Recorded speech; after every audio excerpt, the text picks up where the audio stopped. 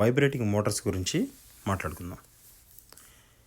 ఈ vibrating మోటార్స్కి normal మోటార్స్కి difference ఏంటి, ఇవి ఎలా వర్క్ అవుతాయి అండ్ వీటిని ఎలా ఉపయోగిస్తారు సైట్లో అనే విషయం గురించి ఈ వీడియోలో తెలుసుకుందాం.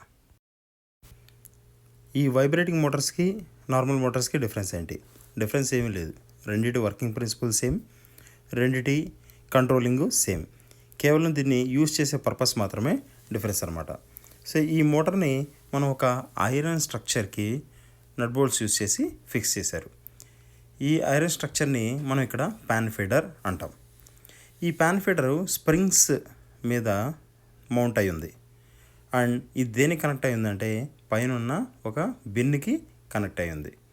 ఎప్పుడైతే ఈ మోటార్ వర్క్ అవుతుందో అప్పుడు ఈ ప్యాన్ ఫీడర్ అనేది ఇట్లాంటి టు అండ్ ఫ్రో మోషన్ను క్రియేట్ చేసి ఆ బిన్లో ఉన్న మెటీరియల్ని కిందకి కన్వేయర్ మీదకి ట్రాన్స్ఫర్ చేస్తుందన్నమాట.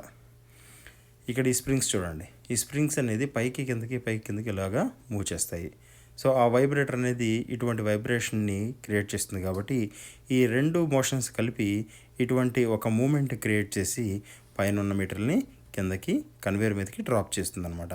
సో ఈ మోటార్ యొక్క రొటేషన్ను ఫ్రీక్వెన్సీ మనం ఎంత ఇంక్రీజ్ చేస్తే అంత ఎక్కువ వైబ్రేషన్, ఎంత తక్కువ రొటేషన్ పెడితే అంత తక్కువ వైబ్రేషన్.